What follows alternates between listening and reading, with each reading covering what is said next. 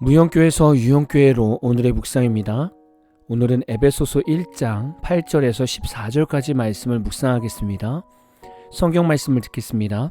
이는 그가 모든 지혜와 총명을 우리에게 넘치게 하사 그 뜻의 비밀을 우리에게 알리신 것이요 그의 기뻐하심을 따라 그리스도 안에서 때가 찬 경륜을 위하여 예정하신 것이니 하늘에 있는 것이나 땅에 있는 것이 다 그리스도 안에서 통일되게 하려 하심이라. 모든 일을 그의 뜻의 결정대로 일하시는 이의 계획을 따라 우리가 예정을 입어 그 안에서 기업이 되었으니 이는 우리가 그리스도 안에서 전부터 바라던 그의 영광의 찬송이 되게 하려 하심이라.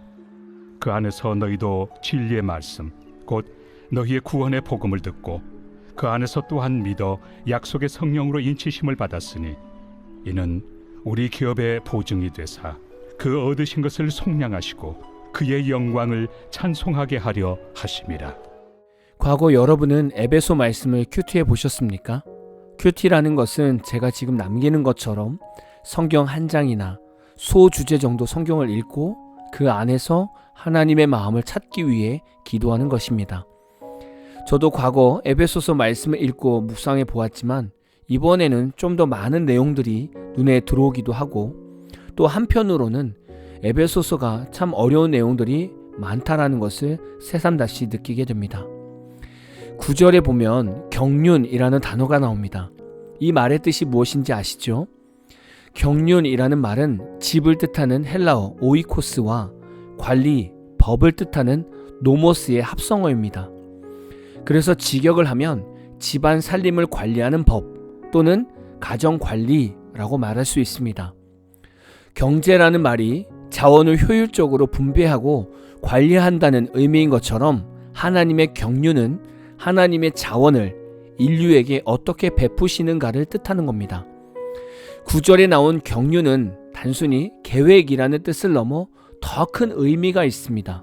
첫 번째는 하나님의 경영 전략입니다. 이는 하나님이 온 우주라는 거대한 가정을 운영하시는 마스터 플랜을 말합니다. 무작위로 일어나는 사건이 아니라 하나님이 목적을 가지고 역사를 경영하고 계신다는 뜻입니다. 여러분도 이런 하나님을 믿고 계시죠? 지금 여러분이 겪는 모든 상황들은 다 하나님 안에 있는 겁니다. 그래서 모든 것을 다 하나님께 내어놓고 기도하시면 된다는 겁니다. 두 번째는 때가 찬 계획입니다. 경륜은 머릿속의 구상에 그치지 않고 적절한 시기에 그 계획을 실행에 옮기는 과정을 포함합니다. 예수 그리스도를 이 땅에 보내신 사건이 바로 하나님의 경륜이 구체적으로 실행된 정점입니다. 이스라엘 백성들이 하나님께 제사를 드리면서 하나님 앞에서 죄를 용서함 받는 과정이 있었다면 이 과정에서 더 나아가 하나님은 인류의 모든 사람들을 다 구원하실 계획을 예수님을 통해서 완전히 성취하신 것입니다.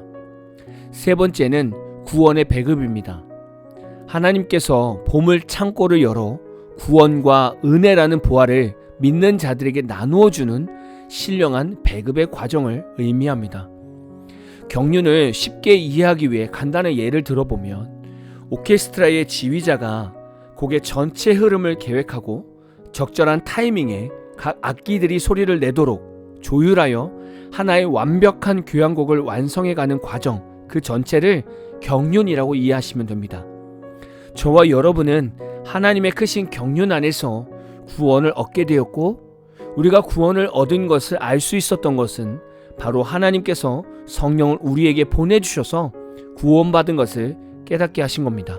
이 얼마나 놀라운 구조입니까? 하나님께서 우리를 구원하실 계획을 왜 가지고 계셨습니까? 예수 그리스도 안에서 우리를 통일되게 하시려고 했던 겁니다. 10절을 보면 통일이라는 단어가 나오는데요. 이 단어의 의미는 머리 아래 다시 모으다 라는 뜻입니다. 죄로 인해 분열된 온 우주가 그리스도의 통치 아래 다시 조화를 회복하는 것이 구원의 최종 목적입니다. 이 말씀을 근거로 생각해 본다면 구원을 받은 그리스도인, 즉 목회자와 성도는 예수 그리스도 안에서 통치를 받아야 합니다. 그리고 하나님의 인도하심에 순종하면서 교회와 사회에서 은혜롭게 살아가야 합니다. 그런데 그리스도인인 우리가 만약에 교회에서 내 자랑과 교만과 이기적인 생활을 한다면 우리는 예수 그리스도라는 머리 아래서 하나가 되지 않는 것과 같습니다. 하나님께서는 예수 그리스도를 십자가에 죽게 하심으로써 이 땅의 모든 권세를 예수님께 주셨습니다.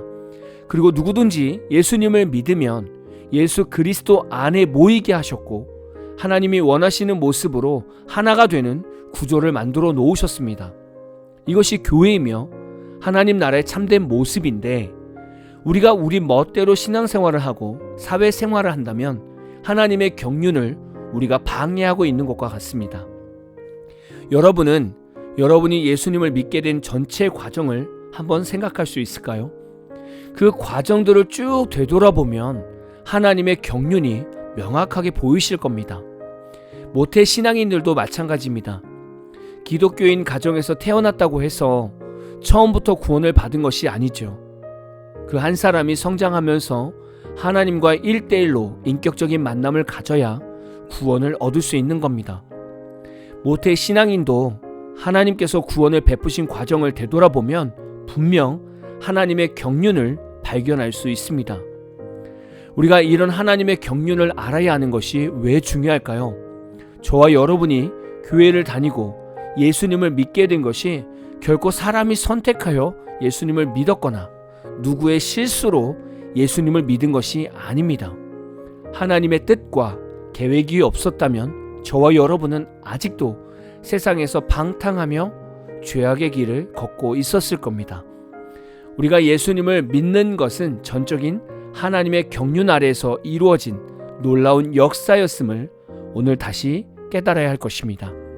오늘 하루 예수님과 살아가면서 내 자신이 그리스도인이 되었다는 은혜와 하나님께서 나를 구원시키시려고 이끄셨던 과거 경륜을 깊이 묵상하는 한 날 되시기를 진심으로 축복합니다. 오늘 마무리 찬양은 김정희님의 그분의 뜻대로 라는 찬양입니다. 찬양 후에는 잔잔한 연주곡이 있습니다. 말씀을 생각하면서 기도하는 시간을 가져보십시오.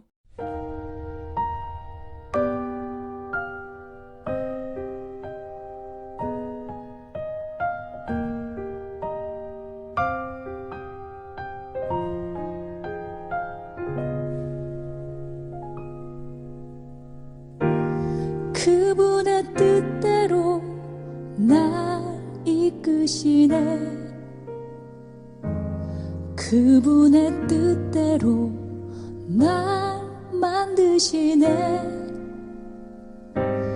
그분의 계획에 날 맡겨드리네. 그분의 시간을 난 기다리네. 그의 뜻대로 날 인도하시네. 그의 뜻대로 나를 세워주시네.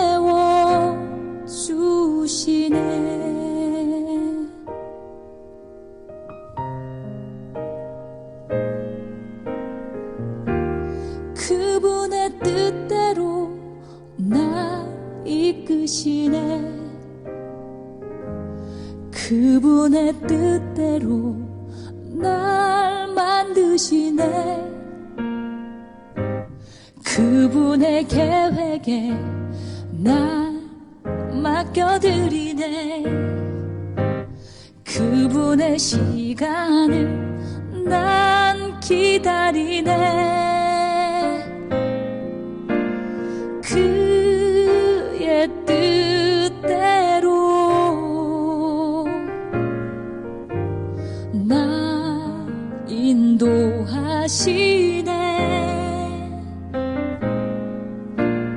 그의 뜻대로 나를 세워주시네.